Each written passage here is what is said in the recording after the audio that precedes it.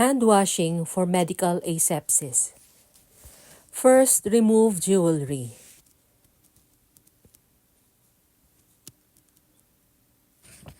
Wet hands with lukewarm water. Use antimicrobial soap. Scrub the palms. Interlace the fingers to clean between them.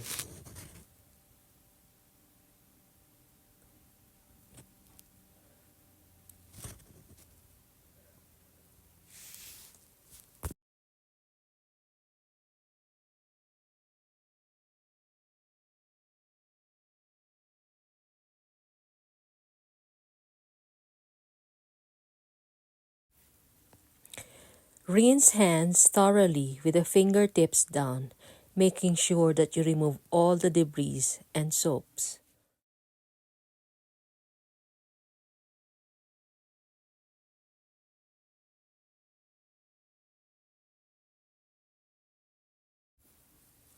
A dry paper towel should be used to turn the faucet off, if not a lever-operated or a touchless faucet. Completely dry your hands. Applying PPE or donning. Sanitize hands. First, apply gown. Gowns or lab coats would be worn to protect against any potential splash and sprays or when dealing with a large amount of infectious materials. Tie the gown securely, starting on the upper top of the back. Tie the lower back of the gown.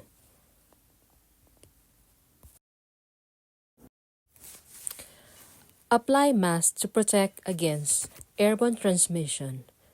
Make sure that the mask covers both your nose, mouth, and chin. Apply safety glasses. Safety glasses or face shields should be worn to protect against splashes, sprays, and droplets. Wear your gloves.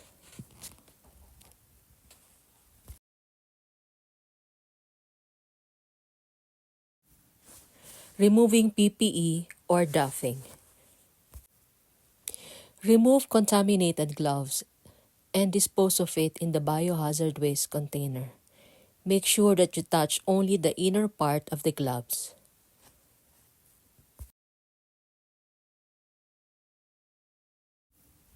Remove contaminated gown. Start to untie the back. Make sure to touch the inner part of the gown because it is considered the clean part of the gown.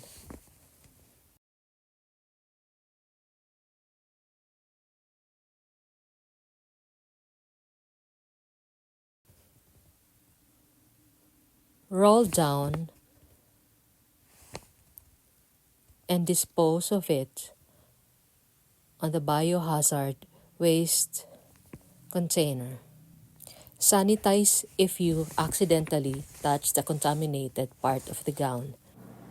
Remove the contaminated goggles and dispose. Lastly, remove the contaminated mask. Sanitize hands and remember to wash hands after.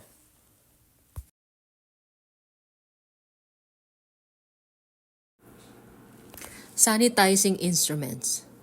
Apply PPE, such as goggles, apron, mask, gloves, and heavy-duty gloves. We will be using sink with running water, soft brush, detergent, disposable paper towels,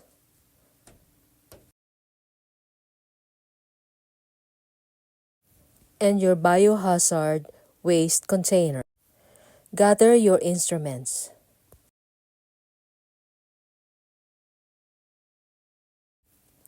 Make sure to wear your protective gown or your apron. Wear your masks.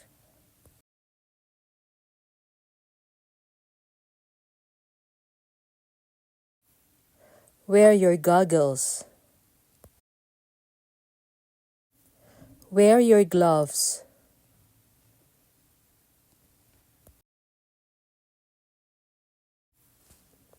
Lastly, wear your heavy-duty gloves.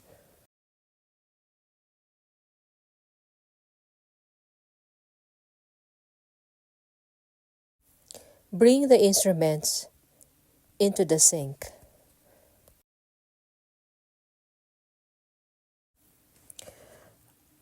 Items should be rinsed in cool water.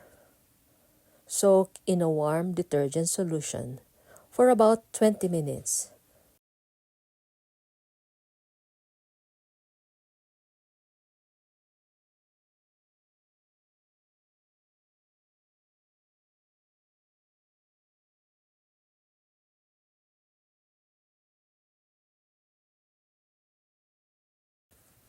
Wash and scrub thoroughly with a brush, being sure to include all serrations, grooves, and hinges.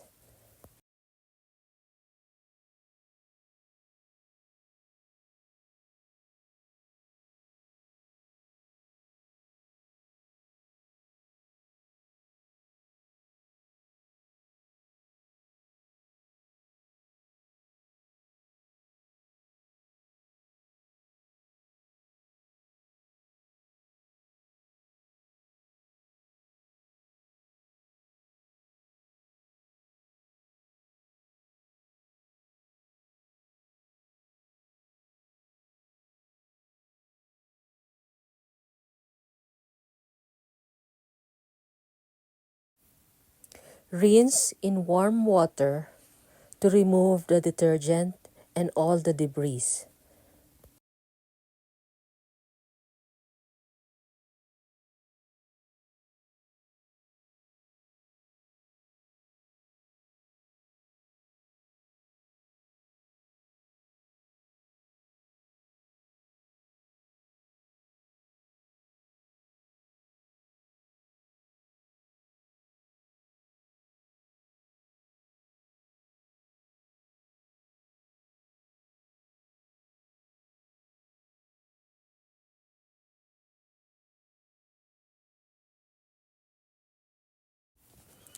During this process, the gloves also serve to protect your hands from the harshness of repeated contact with soap and water, which can result in chafing and cracking of the skin and possibly lead to infection.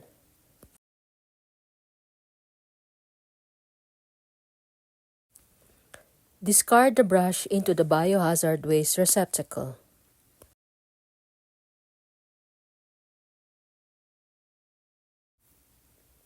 Remove your heavy-duty gloves.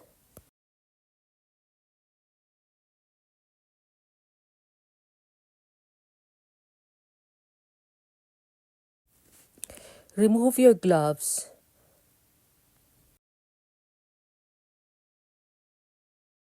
and dispose to the biohazard receptacle. Again, wash your hands and follow the standard precaution.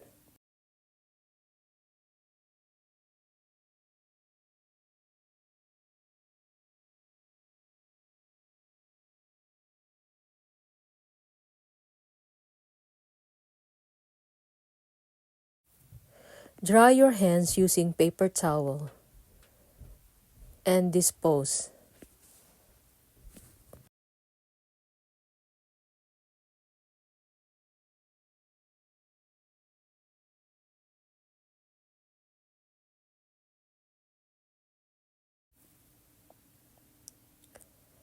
Wear a new gloves.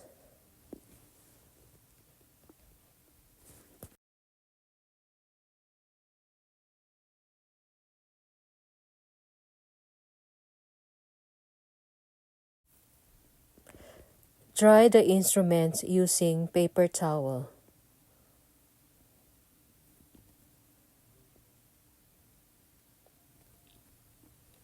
Completely dry the instruments.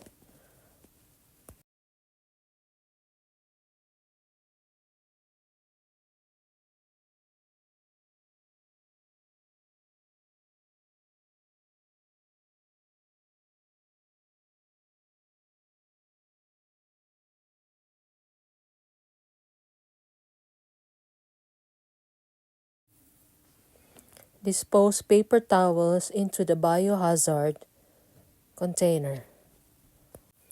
Remove the gloves. Make sure that you dispose of it in a biohazard container. Sanitize your hands.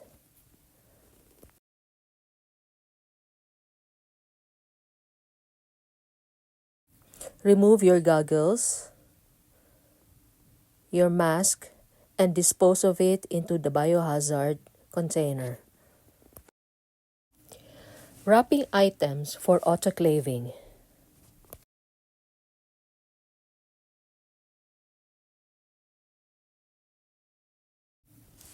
Place 2 squares of autoclave paper, adequate in size to wrap items on a clean, flat surface in a diamond shape, with one corner of the paper facing toward you. Place items as well as sterilization indicator in the center of the paper.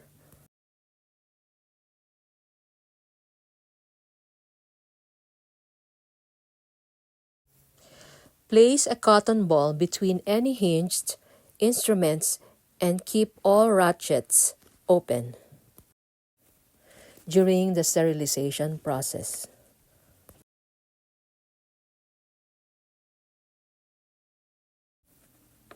Wrap items using the first square by folding the corner of the paper toward the center and turning a small corner back toward you.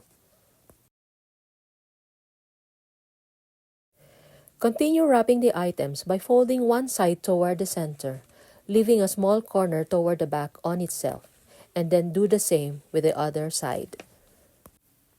Fold the package up from the bottom and secure, folding the last corner back on itself. Wrap the package in the second square of paper using the same technique. Be sure there is no opening and seal with autoclave tape.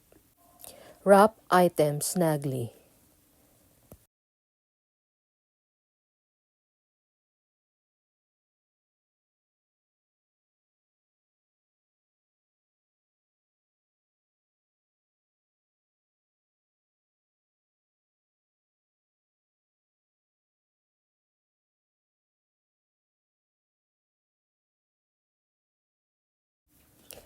Label the contents and write the date and your initials on the tape.